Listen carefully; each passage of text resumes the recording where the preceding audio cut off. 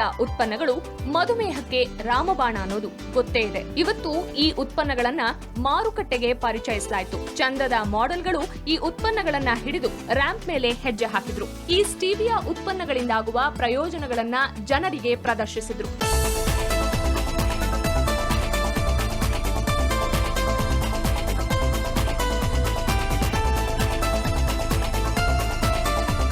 Diabetes ಇರೋರು ಇರ್ಬೋದು, ಅಥವಾ ಒಬೇಸತೆ ಬೊಜ್ಜು ರೋಗದಿಂದ ಇರೋರು ಇರ್ಬೋದು, ಮಕ್ಕಳಿರ್ಬೋದು, ಅಂದರೆ ಸ್ವೀಟ್ ಟೂತ್ ಪ್ರಾಬ್ಲಮ್ಸ್ ಬರುತ್ತೆ ಅಂತ ಕೇಳಿದ್ದೀವಲ್ಲ, ಅದಿರ್ಬೋದು.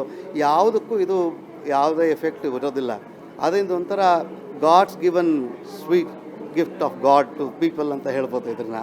ಸ್ಟೀವಿಯಾ ಎಲೆಗಳು ಹಾಗೂ ಅವುಗಳಿಂದ ತಯಾರಾದ ಪುಡಿಯನ್ನ ತಮ್ಮ ದಿನನಿತ್ಯದ ಆಹಾರ ಶೈಲಿಯಲ್ಲಿ ನಿಶ್ಚಿಂತೆಯಿಂದ ಬಳಸಬಹುದು. ಸಕ್ಕರೆಗಿಂತ ಕಡಿಮೆ ಕ್ಯಾಲರಿಗಳನ್ನ ಹೊಂದಿರುವ ಸ್ಟೀವಿಯಾ ಸ್ಲಿಮ್ ಹಾಗೂ ಫಿಟ್ ಆಗಿರಲು ಸಹಕಾರಿಯಂತೆ.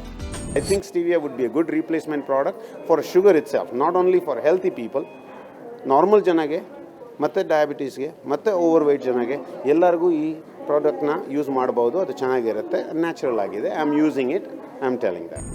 ಒಟ್ನಲ್ಲಿ ತಮ್ಮ ದಿನನಿತ್ಯದ ಬಳಕೆಗೆ ಸಕ್ಕರೆ ಬದಲು ಸ್ಟೀವಿಯಾ ಉತ್ಪನ್ನಗಳನ್ನ ಬಳಸೋದು ಉತ್ತಮ ಆರೋಗ್ಯಕ್ಕೆ ದಾರಿಯಾಗೋದಂತೂ ಖಂಡಿತ. ಬೆಂಗಳೂರಿನಿಂದ ಕ್ಯಾಮರಾ ಪರ್ಸನ್ ಗುರುಮೂರ್ತಿ ಜೊತೆ ಪ್ರೀತಿ, ಸುವರ್ಣ ನ್ಯೂಸ್.